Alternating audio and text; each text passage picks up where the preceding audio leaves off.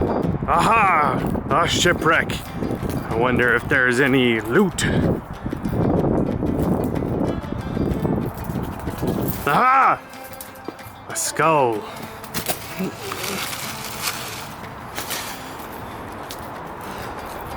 Got to take this back to my ship.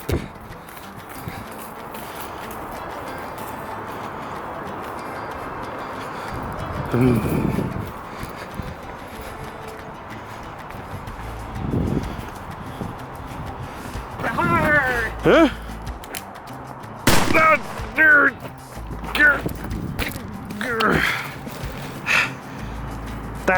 That'd be my skull.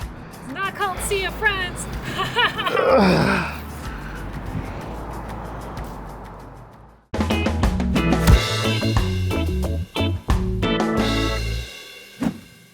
Hey there, fellow maker. Welcome down to the shop. You've got both Bill and Britt here today, and we've got an awesome build coming up. Wait. We're missing something. It doesn't feel quite right. You're right. Yar! Welcome down to the shop today. Matey! We've been playing a lot of Sea of Thieves lately, and we wanted to build something. And we wanted to pick something that we could do in one day. That's something that we could hold, a little prop of sorts.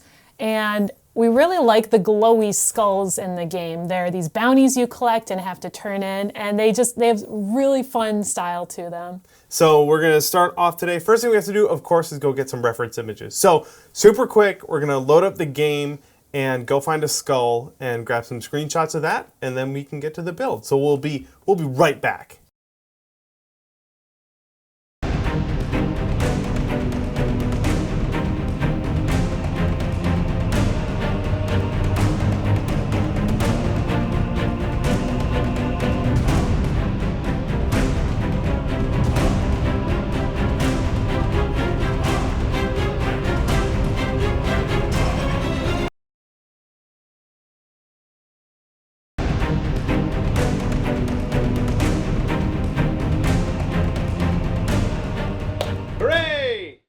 Now that we've got our references all printed out, it's time to start creating the 3D forms. We have a side view and a front view scaled up to the size we want to make the final product. It's a little over 6 inches wide, and we're gonna do a little silhouette of the side and front view in cardboard to kind of give us a cross section to start building up this form.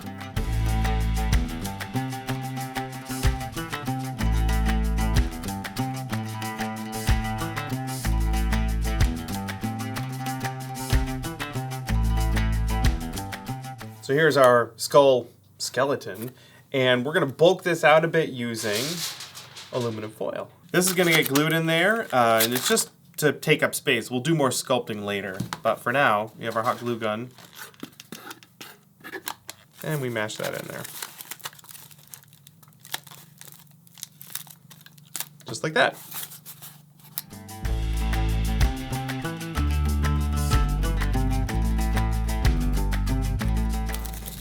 Started with some big chunks of aluminum foil, and now we're working our way down to smaller ones to kind of really round out this form. This is the top view here, and we'll just kind of look at all the different angles and beef things up until we get really close to the final shapes, and then we want to add in some of the really hard angles of like the front eyes and stuff. The eyes are pretty sunken in, so we're going to start smushing in the foil to form those indents and then kind of build up around the eyes. Let's punch it. Just like that.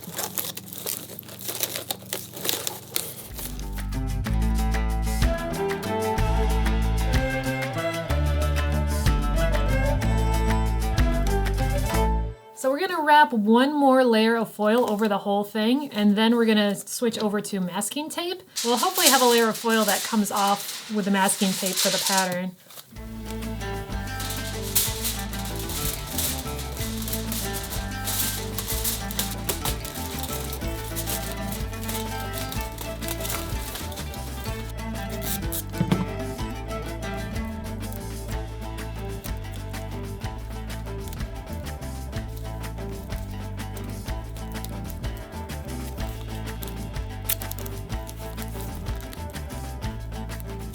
I added some tape to the bottom here where the teeth are going to go, and I did a really rough trace, then put some of the masking tape over that so you can kind of see through it.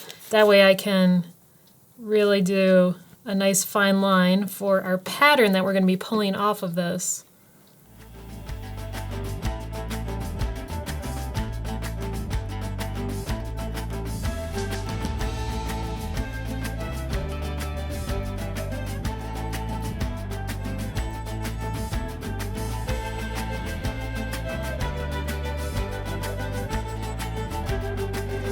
It is time to figure out where the seams need to go. There are some spots that are obvious, some spots that are not. Like around here, there should probably be a seam around this indent. And then when we have that piece separated, we can sort of form it in. That's fine. I'm trying to decide if I should go straight down the middle. There should be a midline right there or not. But definitely like right here is a really good spot. And right here is probably a really good spot for a seam. And then really what we want to do is figure out how to cut this thing apart so that all these pieces can lie flat. That is the goal. Something like that.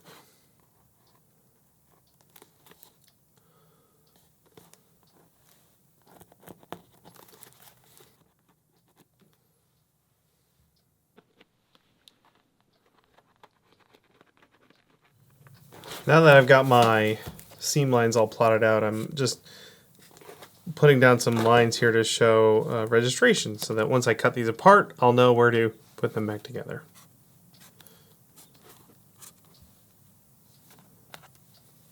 We're trying to figure out a way to notate which of these cuts will be like inner bevels when you cut it. So if the material I'm keeping is here, then this would be like an outer bevel, and that's what we're thinking green is, like that.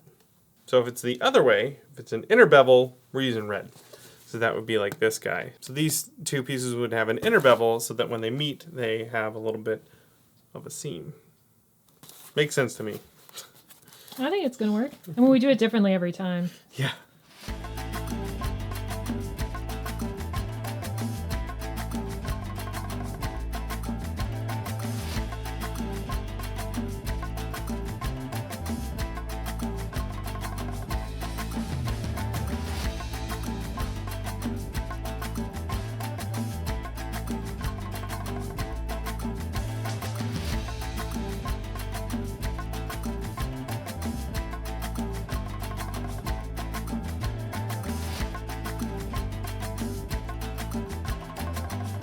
We've got all our pieces cut out here, and we want to make sure that they lay flat.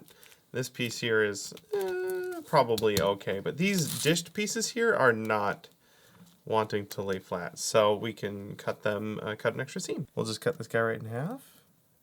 I'll do this. Start it that way. And now those pieces will lie nice and flat, but when we glue them together, they'll make a dish. Great, here's our parts. To make things easier, we're going to turn this into a digital printed out template, just like this.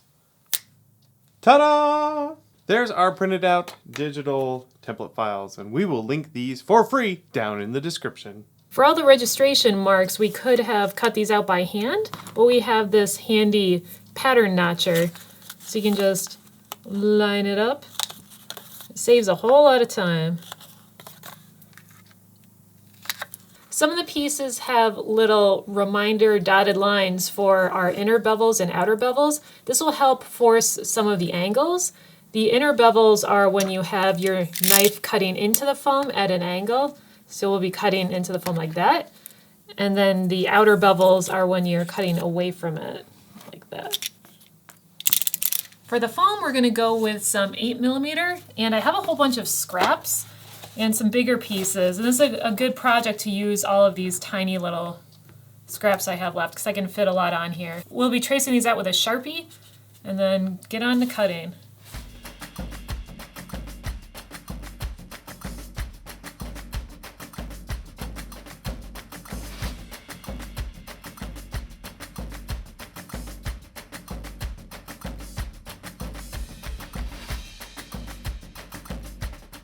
Yeah. These round parts here are a little tight to get a knife in there.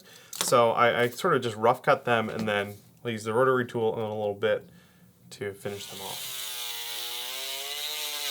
Ah!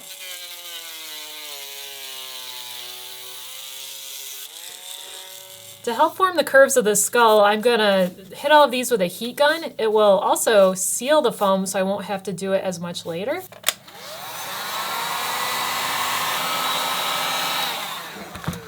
You see the lights dim? Yeah.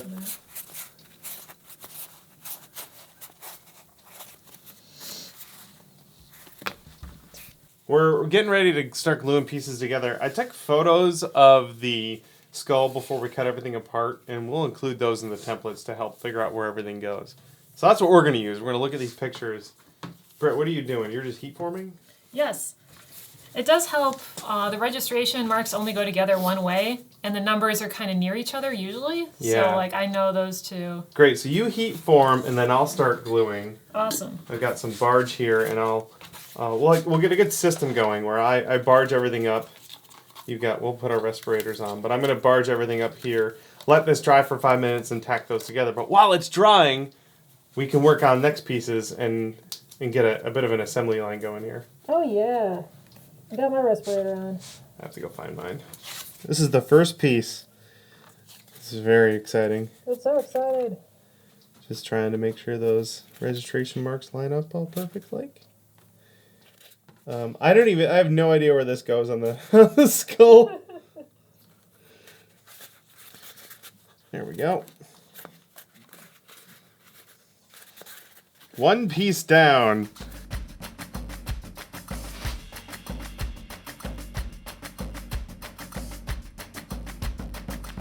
So here are two, I guess you would call them outer bevels. And when I glue them together, it should make a nice crease there, I think.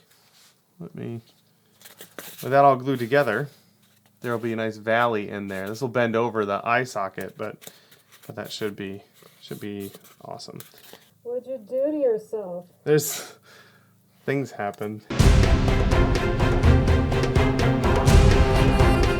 And I think this is a little weird, but I think these two parts are supposed to stick together. I'm gonna hold off on that. These are not symmetrical. I goofed on the pattern a little bit. Yeah, I think. But I'm gonna leave those apart for now. We'll figure that out in a little bit.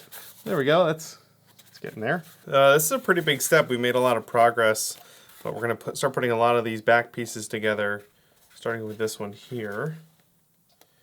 And this is when things hopefully start to come together. Look at that. Back of the skull starting to take shape there. This is going to close there, but first we want to put these circly bits in there. They go in there. And there's a bevel on the inside of this and a bevel on the inside of this, so it should make that indent that we want. Hopefully. Hopefully. There we go.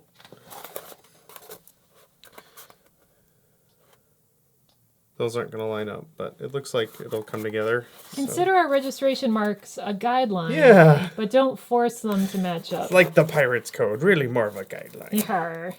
This helmet be cursed. This is a little misshapen. I don't know why the registration lines aren't fitting up perfectly, but we should be able to just sort of press and compress this all together because it's foam. Like that.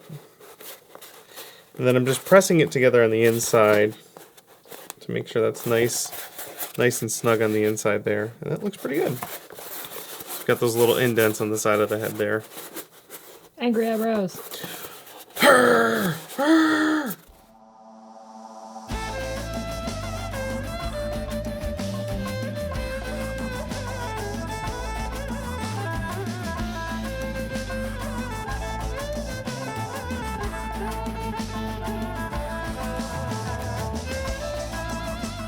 I'll get you, He-Man, and your silly cat too. I think we're ready for a really big step here. Some of the stuff in here is a little confusing, but we'll figure it out as we go. I'm going to glue the toothy nose part on. We have glue all over it, and I think I'm ready to go. a big step though. A lot of commitment. Don't mess up. No pressure. This seems like it's too long, but we'll just sort of scrunch it together. I'm not sure what happened there. I think it's hard going from a crumple paper template to foam. Yeah. Like, I think ideally after we finish this, we would pull a new template off of it, you know? Mm-hmm. But we're not going to do that. No. Who has time for that? Everyone's just going to talk about how you have tape on your thumb. Yep. Okay, here we go. Hold on to your butts. And that's all supposed to go like that, so that's right. That's kind of okay. Something's not quite right with how the nose part went together. Because this should go in a lot more, and this should come up a lot more. So we're going to have to sort that out a little bit, I think. But that's kind of getting there. Trying to figure out, there was something about the nose that was bothering me. We cut this apart, and I figured it actually rounds over quite a bit. So I cut out a trench on the back there so that we can fold it together to create a peak on the other side. So I'll just cover this whole thing in barge and then mash it together.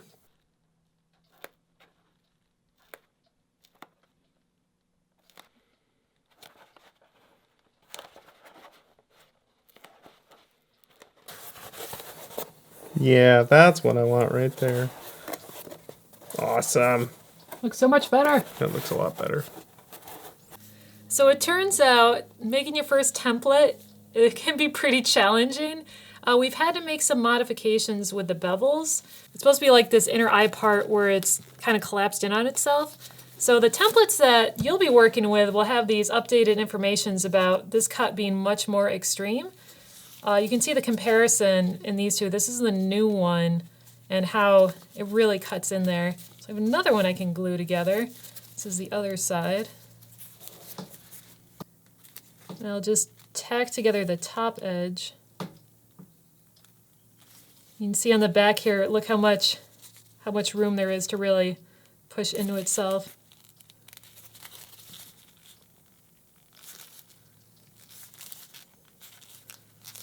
And even after our modifications, this may take a couple tries for you to make, and that's fine. It's just the kind of thing of, you know, trying to fit all these foam pieces together. Luckily, they're tiny pieces, so if you do have to remake something, it's okay.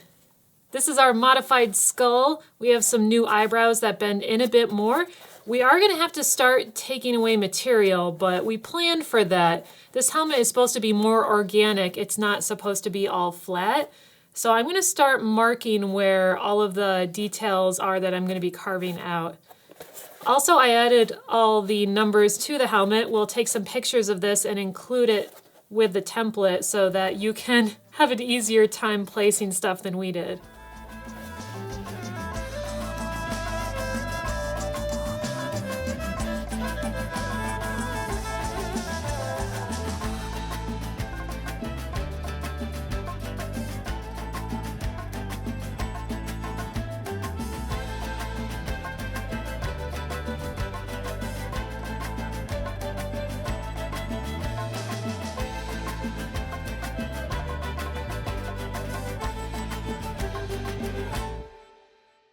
I'm all covered in foam dust, but it's fine. It was totally worth it. I've got all of the teeth bits cut out and shaped, and they're going to be glued onto the skull. They got some barge on either side, so I'm just going to set them in there.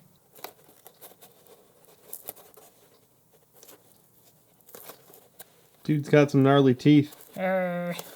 I was comparing teeth. Oh, I see. Your teeth are much nicer than his. These lines that Brittany put on there are where all the battle damage are, according to the reference. So I've got a stone bit in my rotary tool. It's a cylinder, but if I hold it like at a 45 there, I can cut a nice trench. That's what I'm going to do. But this will kick up a lot of dust. So, dust mask. Good to go.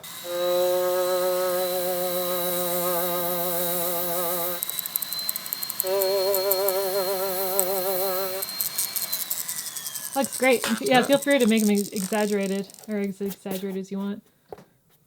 Hey, buddy. Sun's getting real low. We're getting ready to seal our foam, but first I did a little work to smooth the surface out as much as I could. I did some sanding. Then I hit the whole thing with a blowtorch. Now it's pretty smooth, and we're going to plasti dip this, but first I want to put on 1 or 2 layers of Mod Podge. It's a little fuzzy in some spots, and this should help fill in that fuzz.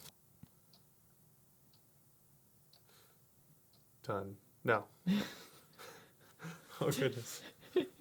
I should point out that we glued another piece of foam under here, and now so that we could hook this up to the this stand. I said that really well. This is a long one-day build. Sun's getting real low. Pour it all on there. Who cares if it drips off? Oh, there's some. This is some old Mod Podge. There's some. Oh no. Some crusty bits. Oh, just wipe that off on the base. It's fine. You want me to help? Yeah, Britt's gonna help. You guys, yeah, Britt's gonna help.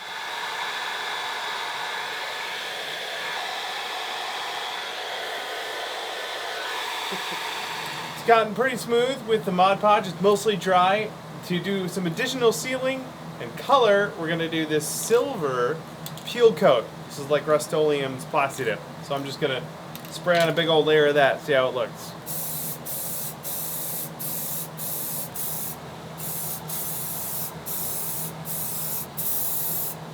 All right, cool. We got 2 layers on there, and we just need to let that dry.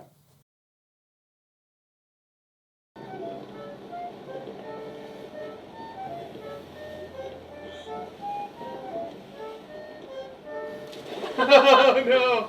Oh no! Leave me behind. That was my first time using the peel coat, and as far as I can tell, it works the exact same as any other kind of Plastidip or Flexidip.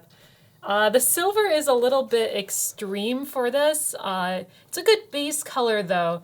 If any paint chips off of it, I think that's a good color to show underneath. I do still want it to be shimmery, so I'm gonna go over the whole thing with some heavy body acrylic in the iridescent rich silver, just to give it a good base. I have some titanium white. I can mix in a bunch of colors into that, but use the white as a base. And then I'm gonna start doing layers of different kinds of shading, a lot of blues, I think. I really wanna darken the inside of the eyes. And then add some warm color highlights to the whole thing.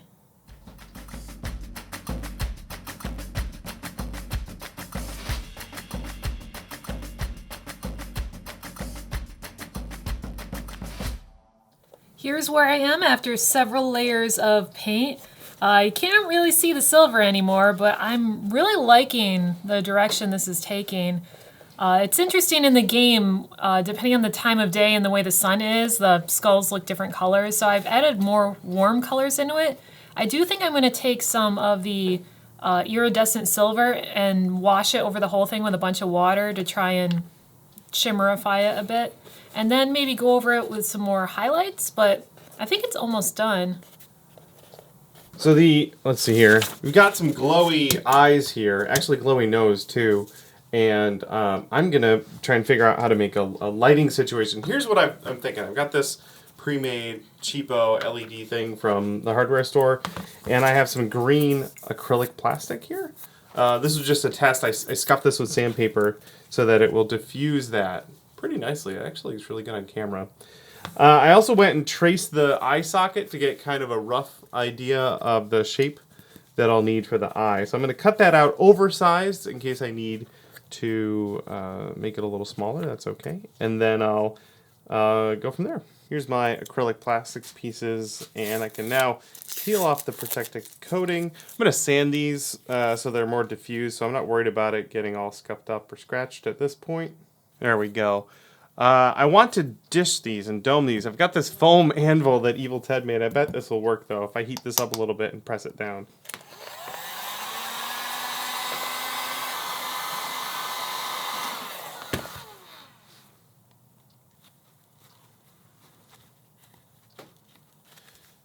That's kind of okay. This will go inside, looking in this way. After a little bit of testing, I decided that this one light by itself is just too focused to light the both the eyeballs. So I'm going to use 2 of these guys here. Something else I'm going to do too is sand the ends of these. These LEDs are just too focused. So I figure if I use my rotary tool here and just sand off the ends, that'll help diffuse the light even more. So I'm going to do that to all of these fellas here, and then these 2 lights I'm going to wire together in parallel to run off the same battery. So we should have two eyeballs worth of lights. We are approaching the finish line. Here's my finished light up thing. It totally makes sense that I glued these to a piece of foam, and the battery thing, it actually still comes apart, which is great, so I can replace the batteries. This lights up super bright. That's so bright. Wow. Oh my gosh. That'll go in here somehow, and it'll light up our eyes. But the eyes, which are all formed and sanded and ready to go, they need to get glued in like so. They're pretty good. I think I need to make a little bit of room with the rotary tool to get them to fit.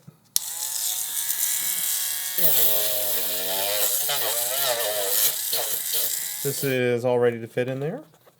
So I'm going to just place it that way or that way. Like that, and then I can just use my hot glue to tack it in place. I can chill it with the can of canned air. Oh. It gets it all cold and sets it really fast. So now it's got that green eye, which is really cool, and then when we put a light in it, Oh, that looks so it'll cool. glow green. Oh, What? man. That makes it look so much better.